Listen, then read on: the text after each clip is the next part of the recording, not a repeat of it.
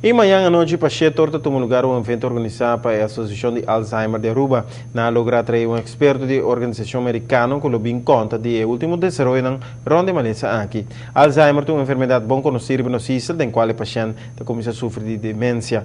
É um desenvolvimento que está caminhando com uma velocidade avançada, qual é a associação local quer estar seguro que tudo envolvido na altura e com ajuda e atender que o paciente que tem sintomas de Alzheimer. Goal is to make sure that we start to treat people with dementia as the real human beings that they are, to look at their disease, understand person-centered care means we understand the disease, why are they acting the way they are, why are they responding the way they are. So understanding the disease as well as understanding who that person is and to believe and know that they are a real person on this earth until their very last moment.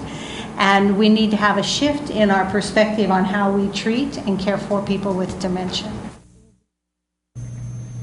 O evento começa para o setor de noite da aula da Universidade de Aruba. Tem invitado a para ir em Pampa sobre a aula lota limitada.